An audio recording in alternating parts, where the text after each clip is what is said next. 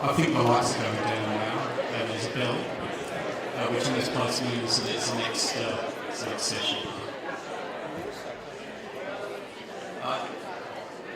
The session that's going to start now is headlined Investing in a 2-degree World, Exploring the Possibility of even a 4-degree temperature increase.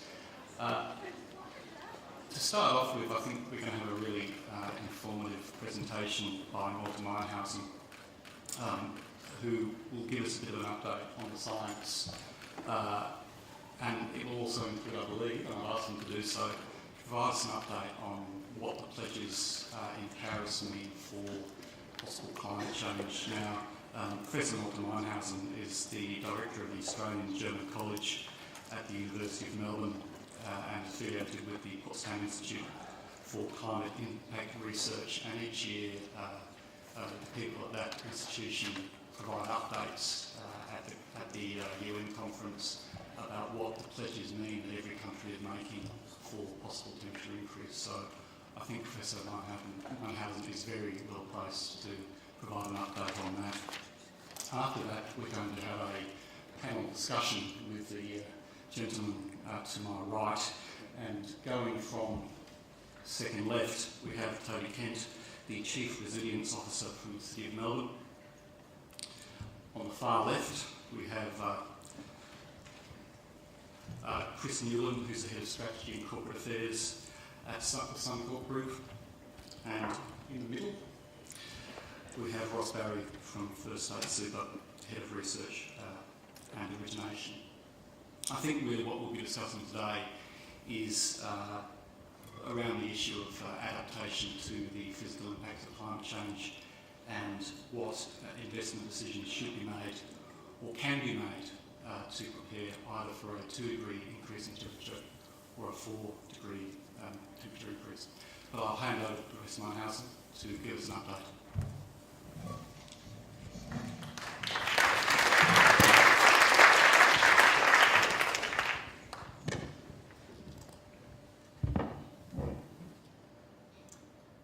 Thank you very much. It's an honor to be here. Thank you very much for inviting me. I was asked to provide a couple of background slides on the science on physical impacts and adaptation. So the talk is going to have 3 parts.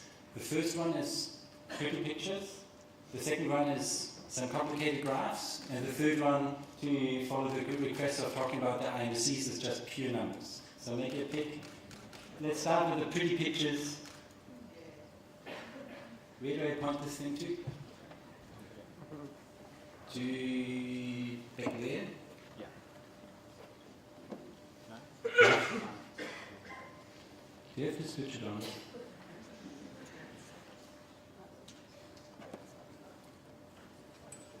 Now we go. That is extreme precipitation events. There's a picture from Brisbane, 2011. It's investor risk number 1. Second investor risk is, of course, more fire weather, and here the impact on infrastructure and buildings. But it has, as well as you all know, tremendous human toll. You will remember that picture from Tasmania and the bushfires in 2013 in the heat wave. These bushfires go hand in hand with more severe droughts and heat waves. So heat waves is number 1 mortality for natural disasters in Australia. The investor risk number 3. The investor risk number 4 is, throughout the globe, droughts are not necessarily becoming more common, but if they occur, then they are going to be more severe. Investor risk number 5, of course, rising sea level. This is a coast north of Sydney. If you imagine here 40, 50 centimetres more sea level rise and what it does to the building infrastructure. Now, what is that? That is Yarra Valley. It's a pretty dry summer day in Yarra Valley. So apart from the more extreme events, the particular events like fires and droughts and heats, we have as well these slow shifts. sea level rise was one. And here, this is just a shift of the climatic zone. Now, if we look at 2 degrees and 20% drier, which is projected for the Melbourne region, then we are then actually in the climate zone that today is 320 kilometers northwest from here, next to the Little Desert National Park, Wimmera. Or you could go as well to north of Adelaide. So this is a modelling by CSIRO down at the Bureau of Meteorology. And so the Yarra Valley climate today will transform into something that we found today at the Little Desert National Park or here closer to Canberra. And I should add here as well a number of the following slides. I thank to Carl Braganta and from the Bureau of Meteorology and CSIRO and others that are part of this presentation. So this is the investor risk number 6, slow climate shifts. Now, which big investor risk is there missing out, which hasn't featured yet? That is this one. That stands for the possibly plummeting fossil fuel demand. And here, some Chinese skyscrapers. That is the carbon bubble. So now let's start the second session of the presentation. Let's start with something very fundamental, very basic. Well, isn't it just the sun that makes it all warmer? Yes, the sun is getting warmer. And if we look at the different contributions to climate change, we have here the anthropogenic warming from CO2, here from methane, nitrous oxide, the halocarbons, and we have a bit of uncertainty. So this first bar is all the warming contributions from anthropogenic sources. The second bar is all the cooling contributions from anthropogenic sources. So sulfate aerosols, nitrate aerosols are in here. The third bar is adding these two together. It's the total anthropogenic forcing with an uncertainty bar. How does it compare to the solar warming? And yes, we do see solar warming. That is this. Here you see a small increase of solar radiative forcing or irradiancy from compared to the 1765 level. So yes, there is solar warming, that's correct, but in comparison to what we do to the climate, it's rather insignificant. Now let's go through these here. We have in black, you might have all seen this curve, we have in black the global temperature observations. We have then in yellow all the individual climate models that are there. If you average them out, the latest set gives the red line. And you see there's a pretty good match. Yes, sometimes there's natural variability that is not featured by the climate models here, as well as here. Now, if we would leave out the anthropogenic component and just look at the natural component, which is volcanic forcing and solar forcing, then we would see that, or we do see that in the climate models. Not a good match. Observations here of the global mean temperatures from 1860 to 2010, and here would be the climate models if we didn't have any, that project what would have occurred on the Earth if we wouldn't have had any anthropogenic warming. Now, if we just look at greenhouse gases, and this comes back to the question, how much of the observed climate warming are we actually causing? If we just look at our warming component, we're actually causing more climate change than observed. Because CO2, methane, nitrous oxides, and the halocarbons are causing more. And it's slightly masked by the aerosols, which are very short-lived. Once we don't emit aerosols anymore, climate warming is going to jump up. Because actually, underlying that is a higher warming commitment than we currently see. So this is a comparison between temperatures that are observed and temperatures from the models, and I come in a slide as well to Australia. So here, Black Saturday 2009, again, these are Bureau of Meteorology slides, very nice. This is the Black Saturday heat wave, record heat wave across southeastern Australia. Now in January 2013, that was smashed, that record. Over 70% of Australia featured 42 degrees or higher. Now 42 degrees outside currently is a cool day in comparison to that, as you might recall. Looking at all of Australia, the average temperature. You see again here in white the observations. You see in red these same climate models that I showed you for the globe before. And now this 2013 heat wave happened in the year, which, yes, it is pretty well captured in the trend by the models, the red ones. And what we see from this, these are then projections for a scenario that brings us to 2.5 to 3 degrees. We come back to the IGCs later, but if the IGCs that are now pledged for Paris are implemented, then this is roughly the scenario that we are looking at. And under this optimistic scenario that Paris is going to succeed and all their IGCs are implemented, this is what we are going to get. In just 15 years from now, the global average temperatures are in average the same as in the year where we had this devastating heat wave. And by 2080, towards the end of the century, that will be one of the coolest years we are going to see. And this is, again, under climate policy scenarios according to the IGCs as they are currently on the table for Paris.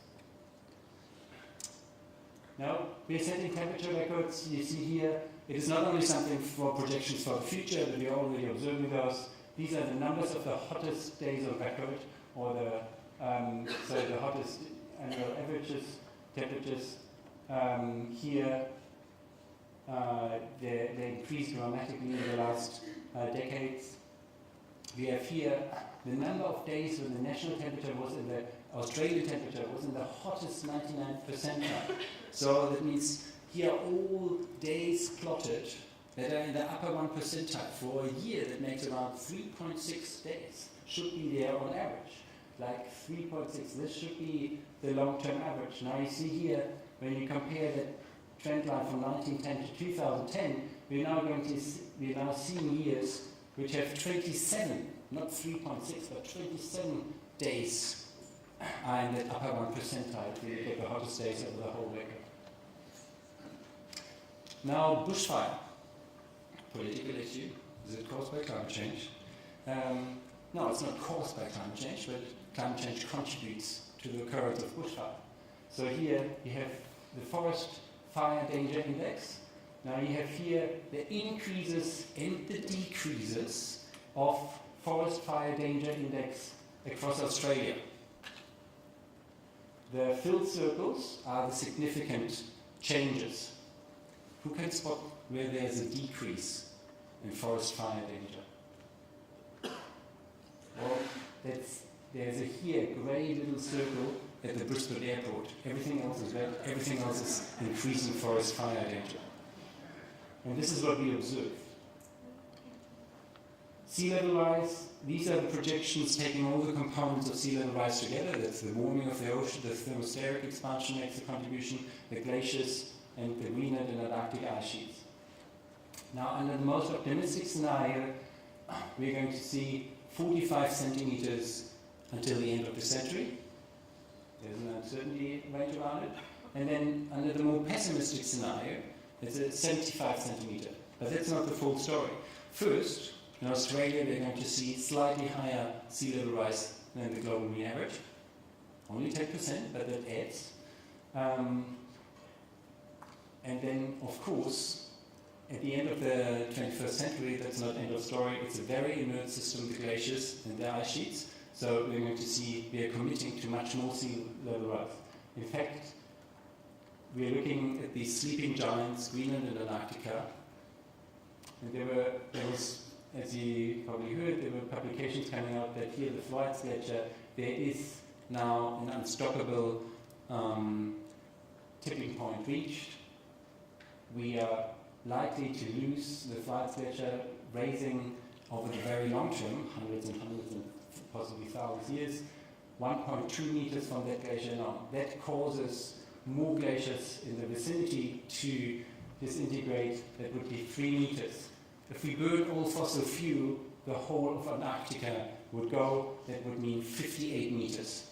Now 58 meters, you're looking at a longer time frame. But if you look at just the next 1,000 years, then you're already talking about 40 meters. And this is then, once that train is set into motion, there's nothing that we in the moment think we can do to stop it.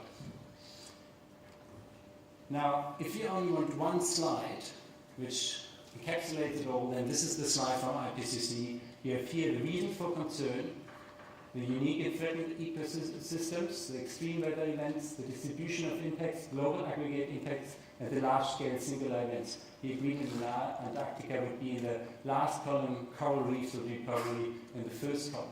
Now, if you look at 2 degrees and having a likely chance to meet it, then here you look at around, if you go then down, 2,900 gigatons of cumulative emissions we can spend.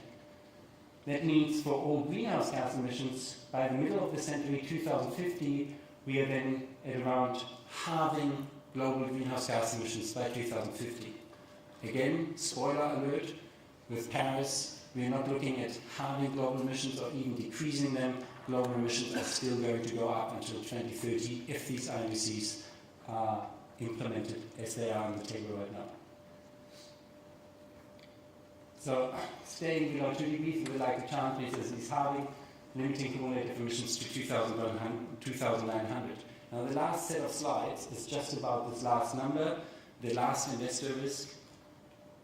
How are we doing with global CO2 emissions? Now, these are the historical CO2 emissions. Up to 2010, we spent around 1,900, and these are the options of scenarios for the future.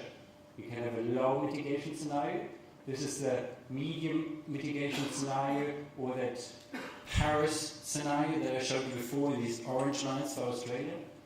And then there's a high reference case scenario, RCP 8.5, which is more like well on track to then burning all our fossil fuel reserves. If you look at the carbon budget that IGCC recommends for staying below 2 degrees with a likely chance, this is the area that we can afford. So in the past, we spent around 1,900. There are around 1,000 gigatons remaining. If we start decreasing our global CO2 emissions right from today, we're going to look at a trajectory, a linear trajectory down to 2060, and by that time, we have no more CO2 emissions spent to be burned. So from today, linear trajectory to 2060, and then we have the carbon budget spent for staying below 2 degrees.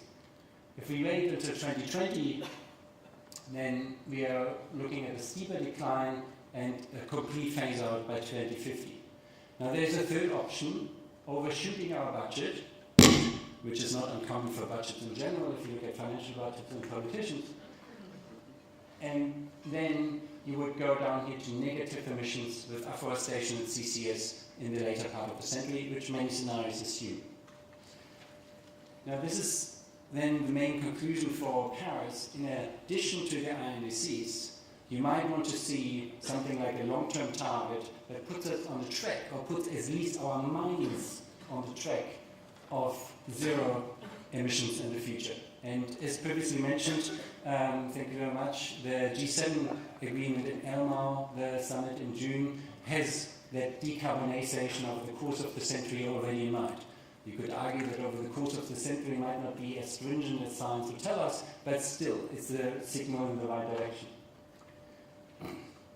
Now, that is the last investor risk. The question there is the sun setting on fossil fuels. And let me now answer a couple of points for the Paris agreement. If we look at the INDCs, and yes, you might well know, last week there was a deadline, 1st of October. Countries were asked to put in their pledges so that they can be summarized for the Paris Agreement. Now, we in the Australian German College here at the University of Melbourne, we are as well part of those who assess those risks and are part of the forthcoming UNEP GAP report. And although the UNEP GAP report is not yet published, I can share with you some numbers. So there are 146 countries who have climate pledges on the table, so it's a fairly now united world that embarks on this exercise as it was intended.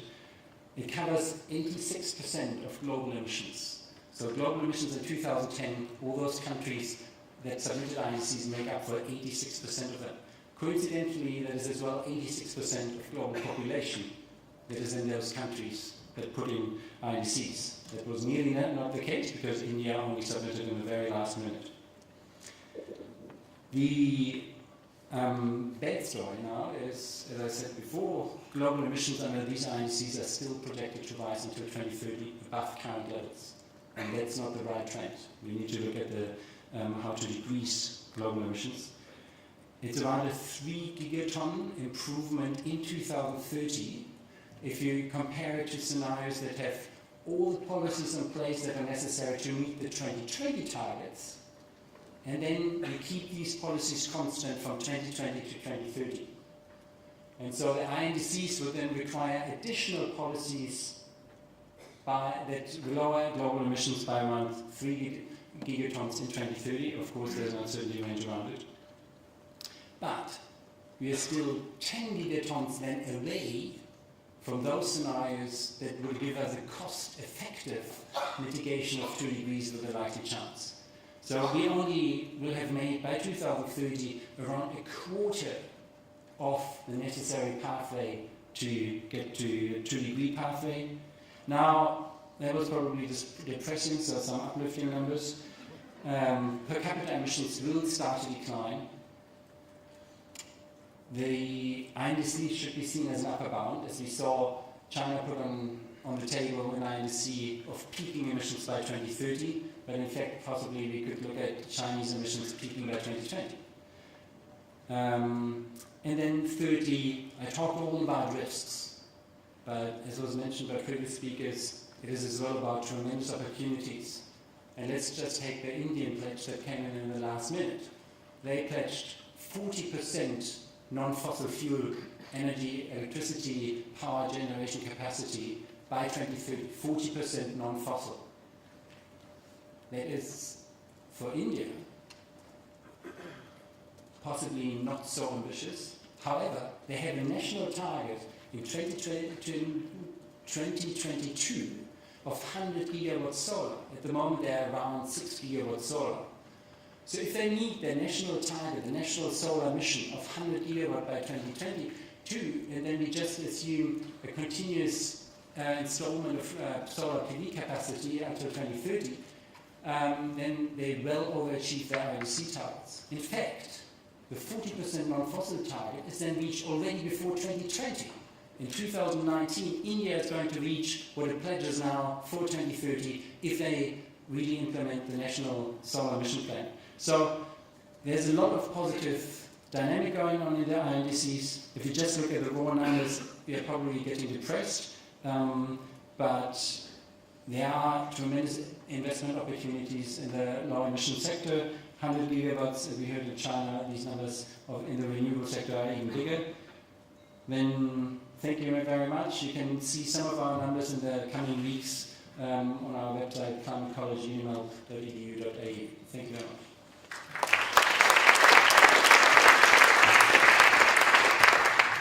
Thank you, Malte.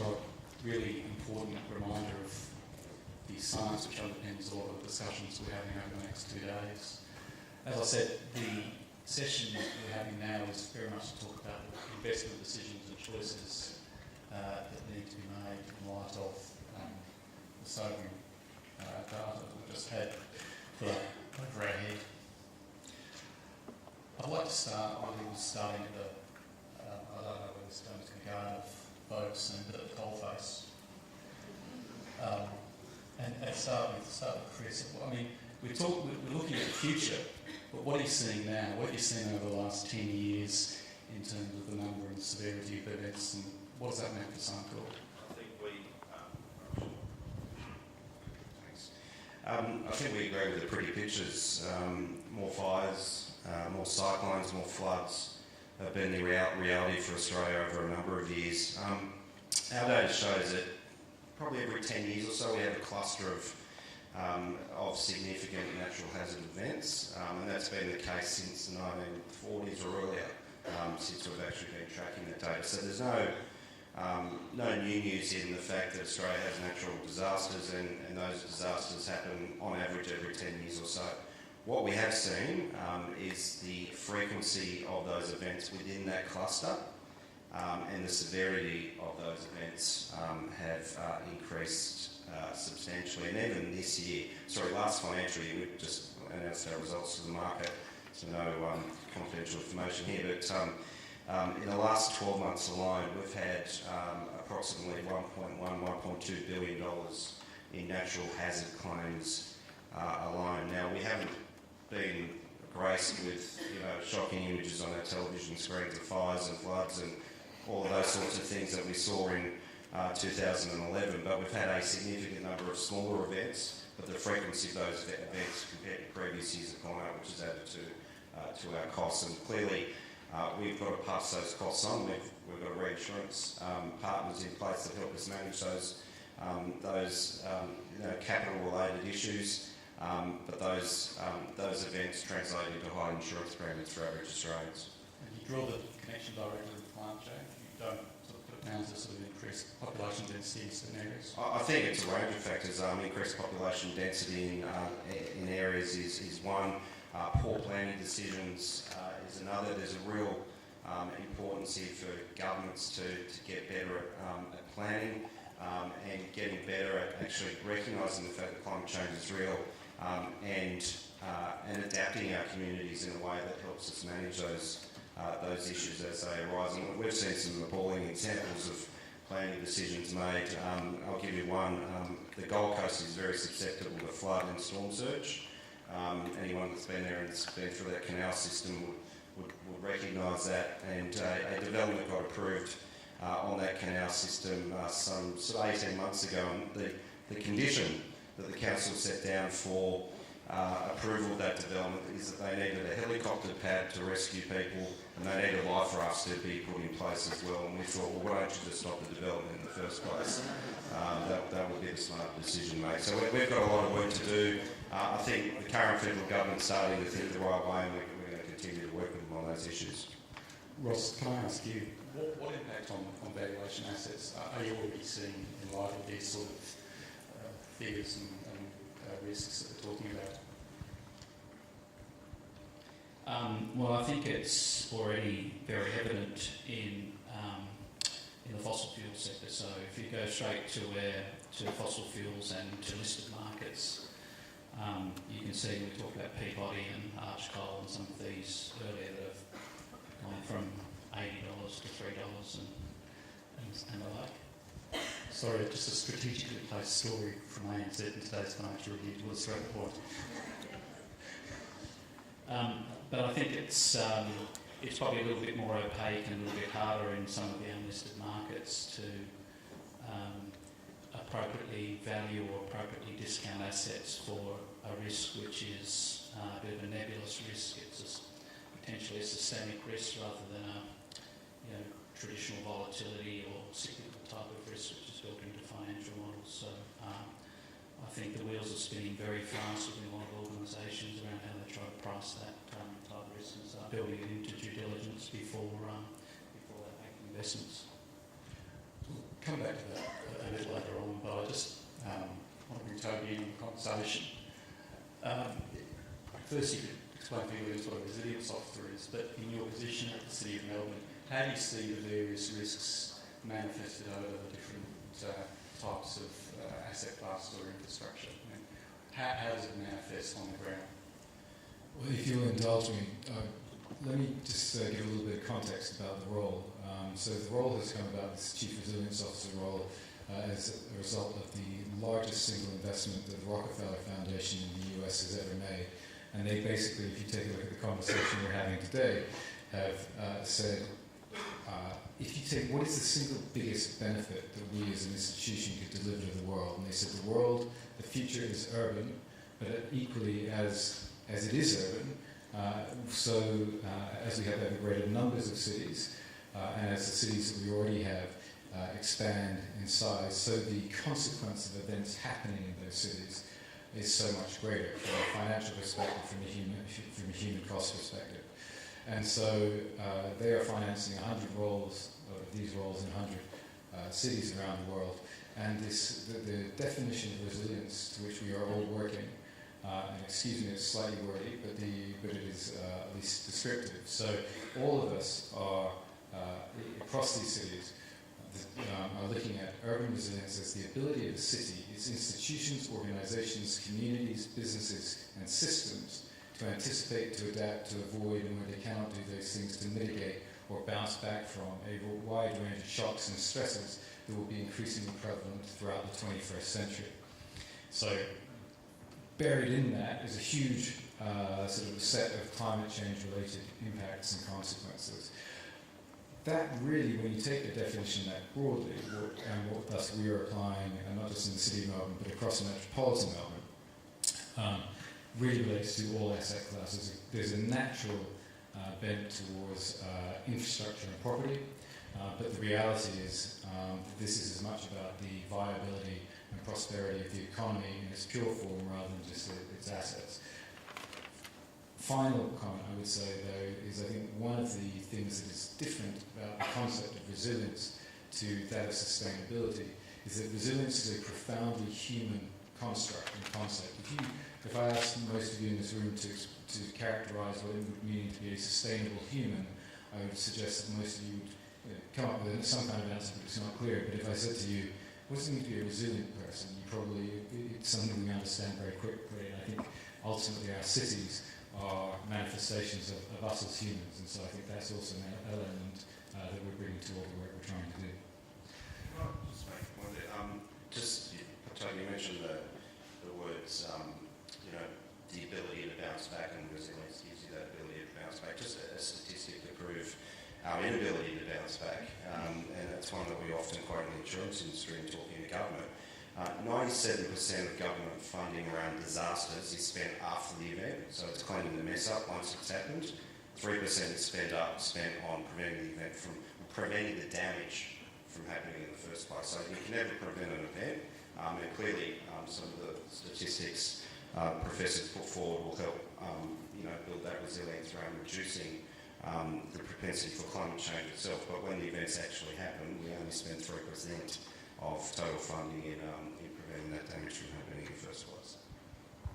I'm conscious this is a panel discussion, but let me also just build on that. So that is, I think, Australian figures, because the World Bank at a global level, in terms of humanitarian spending, 20% of humanitarian spending goes to disaster response, of which only less than 1% is done on any kind of preparatory or preparedness work. I think there's a huge... The other bit I'd just like to sort of mention from an investor perspective and the opportunity perspective, really good work done by Deloitte Access Economics has pulled together a wide range of studies looking at disaster preparedness and spending. Basically, the rate of return is generally estimated as between being about a return of $4 to $11 against every dollar invested in preparedness. So actually, getting on top of this, investing up front, it pays dividends, certainly at a societal level. Now, I don't want to be the person who sort of pulls the carpet out from underneath you, but the truth is most people here already, believe the science. But Ross, I want to ask you, how do you bridge the gulf between climate science, climate change activists, and investors, some who may not believe the science or be sceptical of the science? And Malte, if you could follow up. Okay, I hope you're not suggesting that I don't believe the science.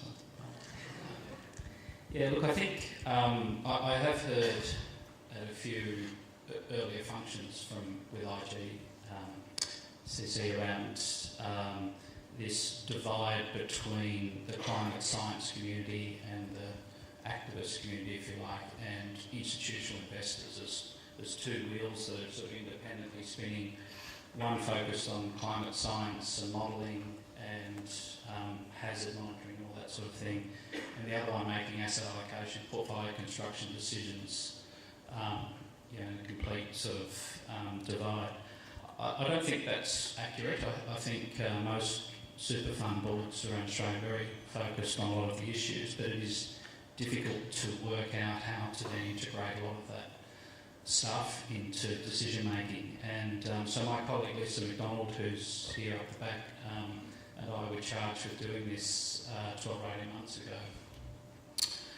And really essentially about trying to build a bridge from the climate science and the modelling work to investment decision making.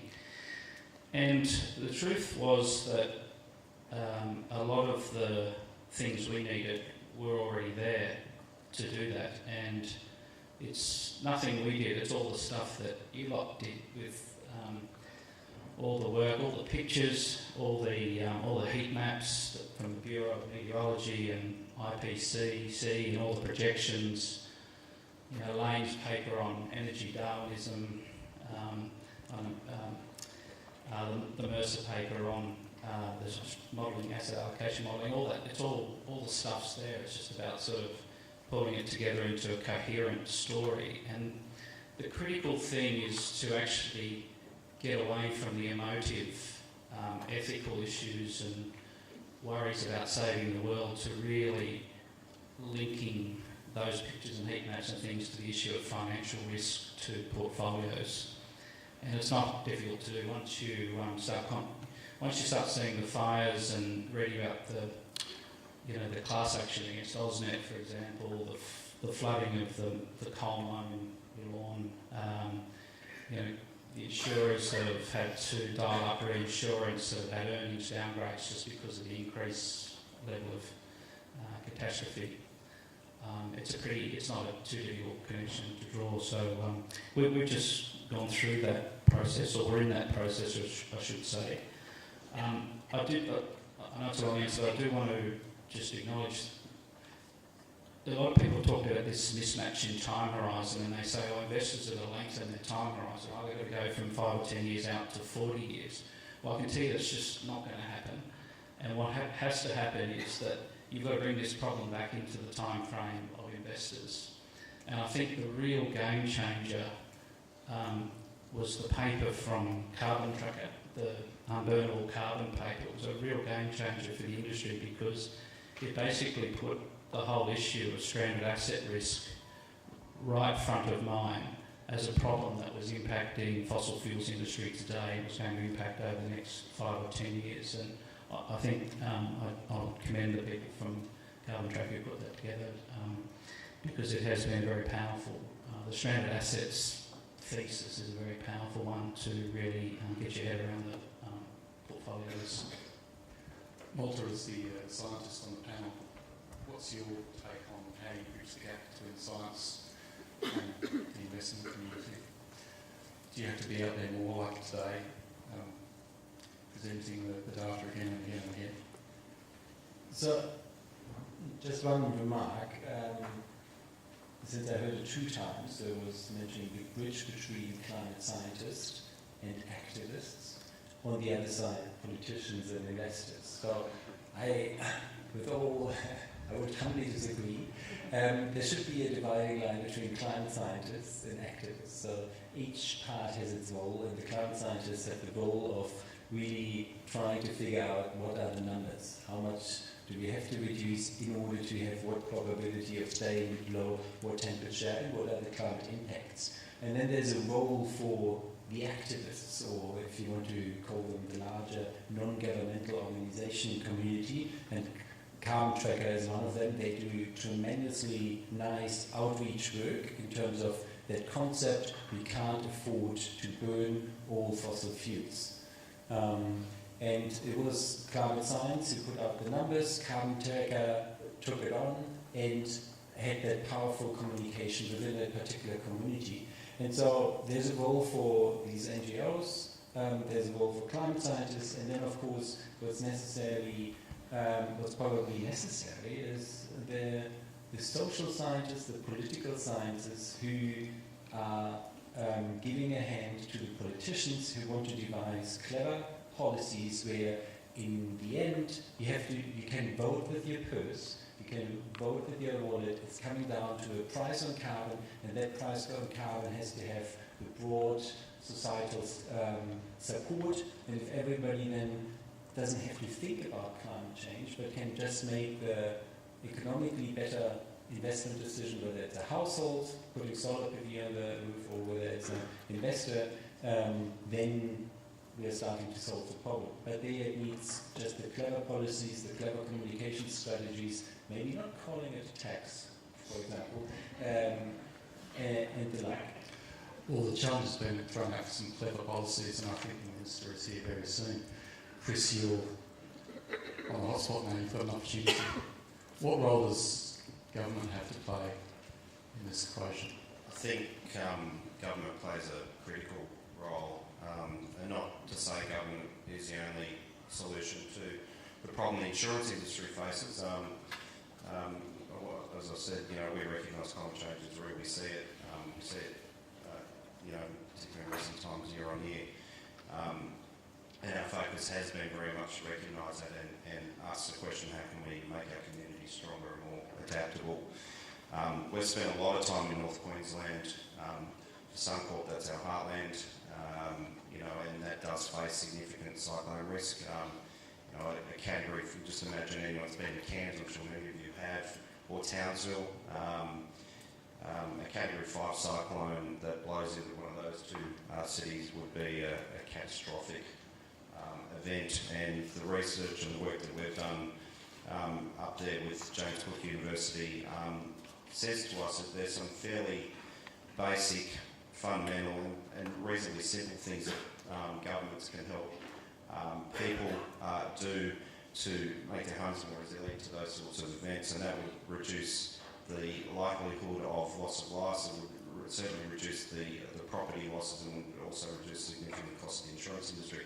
An example of that would be Cyclone Larry hit Innisfail in 2006, I think it was. Huge Category 5 cyclone. I can't remember the cost of the damage, but Cyclone Yasi rolled in again in 2011 and in the same area, and the insured losses for us versus Cyclone Yasi versus Cyclone Larry were half, and that was because the homes that we rebuilt in North Queensland following Larry were a lot stronger than what they were previously. So it's a really good example of some of the things that government can assist in doing. That's through planning regulations. I think there's opportunities also to help households who can't afford to upgrade their homes to provide some financial incentives to do so. And when that happens, the insurance industry comes to the party with premium reductions, and we've done that in many places in Queensland and the rest of Australia. Toby, do we need a natural disaster for people to take this seriously? I mean, you have some insight into what happened with Hurricane Katrina in the US. I mean, is the biggest risk here complacency, and it only becomes an issue when there's a natural disaster?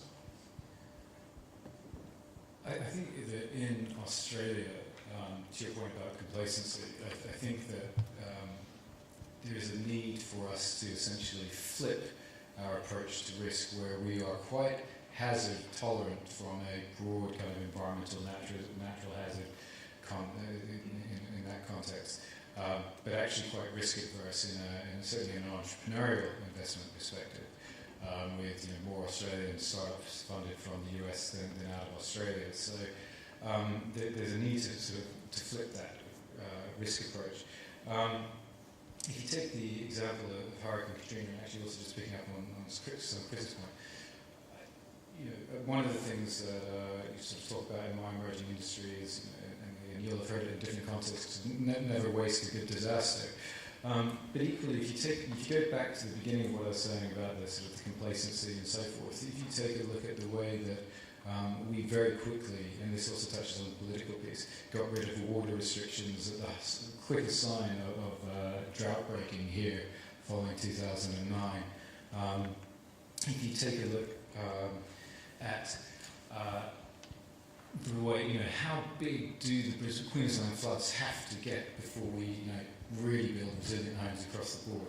So, and as I said, Chris's piece, in terms of events happening in clusters, 2005 was the biggest year for insurable losses, and that really came off the back of three events, and that was Hurricane Katrina, Hurricane Wilma, and Hurricane Rita, which just across those three losses were in around $110 billion. And to put that into context, the loss of the World Trade Center in 2001 came in at around $30 billion. So the impact of natural disasters on our economies are absolutely enormous. whether or not we're up to have quite got the mindset yet of investing in advance is I think still playing out. We've got a little bit of time left, so I want to sort of get to the practical part of the session. Ross, if you're an investor and you're concerned about these sort of risks, what sort of questions should you be asking? What sort of process should you be undertaking to identify these kind of risks? I think as a precursor to my answer to that, I wanted to share with you a concept that we have internally. It's a term we refer to as universal ownership, and the notion of universal ownership recognises. So we're a super fund, we have 750,000 members, they're mostly nurses, police, teachers, and it's their money, and we're their agents to try and invest it. But what we've realised is that because we're a very large fund, we can't just go around with a view that we can buy and sell stuff without having, being aware of the impact of those investments. So the concept of universal ownership essentially is large funds taking responsibility for the fact that their investment decisions have real impact on markets, they have real impact on corporate governance, on the communities in which they operate, and on the environment. And that sort of sits across a lot of our decision making as an overarching principle that we cannot do anything, and comes back to the perfect storm case earlier, that we can't do anything without really stepping back and looking at some of the externalities of what we're doing. But specifically in the area of climate change, as most people will be aware, we took the decision earlier this year to divest fossil fuels from our socially responsible investment option. And that was driven by a number of things, but including a lot of engagement with our members. So we had a lot of communication, a lot of interaction with our members. Some even came to our offices with banners and all sorts of things, which was made for some really direct and impromptu engagement, which was great. So that was a key thing there. But a lot of the work we're doing now really is drilling down on three key areas. And the first being what I call weatherproofing, and it's essentially the primary adaptation strategy, just having a look at what you've got and looking about how resilient it is to some of the catastrophic events, and if they're not resilient, to start trying to think about options of how you might build resilience into those assets.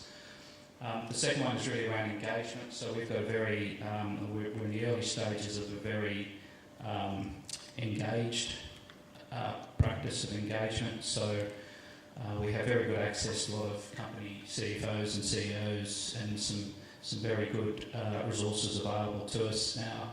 And so we're exercising at that opportunity to try and understand and encourage corporate executives, senior executives, to have their own adaptation plan in place and to be assessing their own climate change risks. And really, we talk a lot about divestment. For us, divestment really is a last line of defence. The option is there. Our observation is that if a small fund divests a company, nothing much happens. It's just a transfer of ownership. The senior management of that company will be largely impervious or indifferent to that, and someone else will think they're buying a cheap coal stock. When a large part of the industry, including the Norwegian Sovereign Wealth Fund, starts to divest and a lot of people start divesting, then it has a real impact on the availability and the cost of capital for those companies, and effectively forces them into private markets where they have to generate returns of 20 or 30% IRRs on those investments. So risk is finally getting priced for those things. So that's how we think about it. Challenges can be identified in particular sectors, but often sectors are dependent on other parts of the economy, so there's a whole supply chain that needs to be looked at. How do you really work out those, what they call interdependencies between different sectors, and how that impacts on the asset or company you're looking at? Yeah, it's very hard. I think, I know Emma has talked about this, that you can, with all your best intentions, sometimes the risks will manifest themselves in ways that you can't anticipate. And so we can look at, and we talked about Arch Coal, Peabody earlier, and you can look at the share price that's gone from $80 to $4 or whatever it went to. Now, was that Was that the effect of global divestment campaign? Was it the effect of the shale gas boom in the US? Was it just the effect of an anticipation in global policy change? And the truth is there's a little bit of all those things in there, and it's very difficult to disentangle it. And I don't know that there's much profit in sitting there for months trying to disentangle it. I think you've just got to do your best attempt to try to get your head around some of the secular changes or structural changes, policy changes, and try and anticipate how they might play out. And the key one for us is largely around technological change and this whole idea of a transition from a high carbon global economy to a low carbon economy, working out which industries benefit from that and which ones suffer. Well, that gives us a good finishing off point. That's a question for the whole panel. What are the, we've talked a lot about the risks, but what are the opportunities now in terms of the investment opportunities that come from this changing world? I think I've talked about the public investment imperative, so I think that's an obvious one. I think from a private investment imperative, I think there are an emerging investment classes that are coming out of climate change and the emergence of things like resilience bonds that could help government actually fund the necessary changes in communities that provide the investment with some sort of return is an interesting area. We're certainly not involved in it at this point, but I think for the insurance industry it's certainly something that's worth looking at fairly closely in the short and medium term. Thanks. Certainly in my role specifically, it's absolutely essential that we talk about the opportunities of this. The whole resilience concept, the interest there is in it will fall flat on its face if this is seen as sort of doom-mongering. In a Melbourne specific context, this is about capitalising on our strengths, and that includes having a strong finance sector, and as a city in this sort of broader environment, a willingness to innovate, perhaps best exemplified by IGCC being launched here 10 years ago. So I think there are tremendous opportunities to come with this. I'd like to be really glowing about the opportunities for renewables and wind and solar in particular, and so I hope I don't put it down on things, but the concern I have is that there's a big investment in solar generation behind the meter, in rooftop solar generation, and the result of that now is that our grid has something like anywhere between 7,000 to 10,000 megawatt hours of excess capacity, and until that is taken out one way or another, the outlook even for new wind and solar or new anything I think is difficult. The price risk is very high in all those forms, and so I'll be interested in listening to some of the politicians, but I think there's a really key issue for policy around how it removes that 10,000 megawatt hours from excess capacity from our system, and it's a little bit hard to be too bullish on renewables. I did want to throw up just two issues for people here to try and tackle that trouble me, and one is that it comes back to the unburnable carbon issue. And one of the interesting features, and Carbon Track would point this out, is that a big part of that, those unburnable reserves are actually owned by state-owned oil companies in the Middle East and Africa and South America. And they're all suffering fiscal problems at the moment, so I'm not sure how, even with a big global policy change, how you convince these groups that they can't mine and sell their stuff anymore. So solving that problem is a big one. And the other one's just around sequencing, because, and I'll try and keep this short, but there's a bit of a disconnect here in that you have a lot of this modelling showing us going to 4 degrees, 5 degrees average temperature rise over the next 50 years. There's a lot of financial economic modelling that talks about 70 trillion odd of lost GDP if that happens. But of course they both can't happen, so if we start to go there and we start to lose all that GDP, then emissions will fall, because the main cause of emissions is, of course, economic growth and economic activity. So if there is a major contraction in economic activity over the next 10, 20 years because of climate change, we'll never ever get to the 4 to 5. But that's not a good story. That means because there's a lot of really bad things that happen in the meantime, and so thinking about the sequencing of those events and which major catastrophes might be the first to really impact and cause economic contraction is something we think about as well.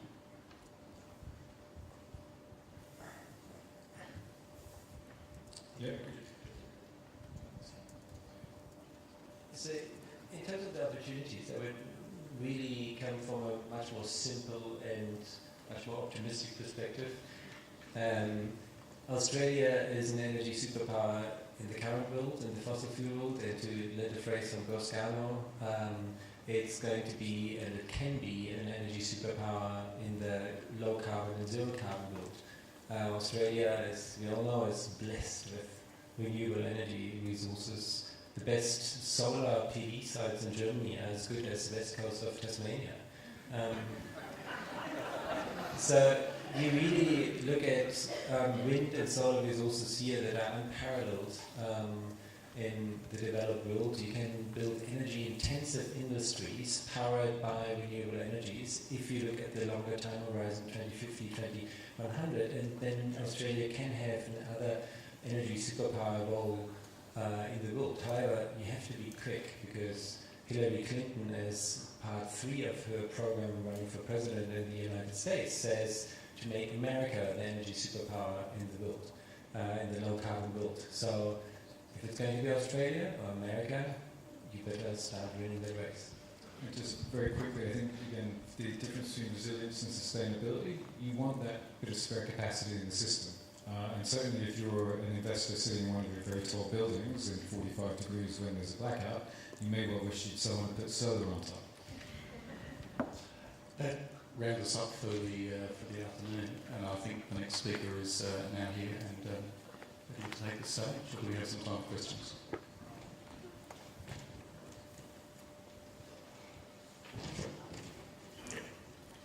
Okay, thank you very much.